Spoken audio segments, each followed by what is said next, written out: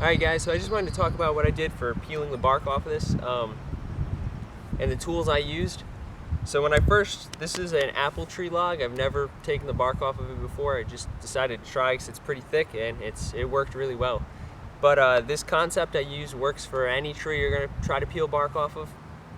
So this is obviously a green, or it was green when it was just cut down. It was partially uprooted from the winter. So we just logged it up and I noticed how thick the bark was, so I just decided to debark it so I can make some bowls and such with this bark. So the way I went about it, you can do it a little differently, is I use the hatchet, well, tomahawk, you can use an axe or whatever, and I just cut down the line of the bark on one side. You can use a saw, sorry for the wind.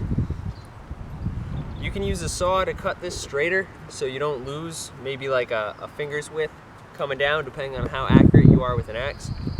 But that's what I just did. Then the tools I used, I don't like to use metal wedges. I'll let the wind die a little bit.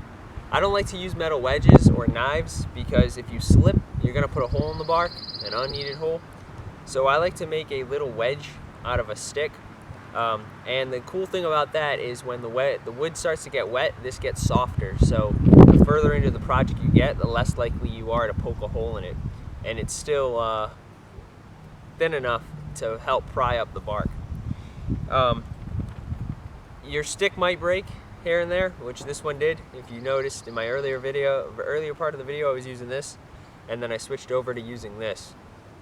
That's fine. It's gonna happen. It takes 2 seconds to make another one. Then I was just using a piece of wood. This is a piece of cedar. I just cut into a wedge so I can wedge into the log when it was laying down here, like that, so it wouldn't roll as I was prying into the wedge area. Last tip for when you're doing it is take your time, be patient, let the bark tell you how much it wants to give. If you rush this, you're going to ruin the bark before you can get it off and you won't be able to get sheets like this. Alright, but be patient when you're peeling the bark. It's going to take some time. This log took me about 20 minutes-ish. It wasn't completely wet and able to pull up easily, and it's got little nodules everywhere that I had to work around.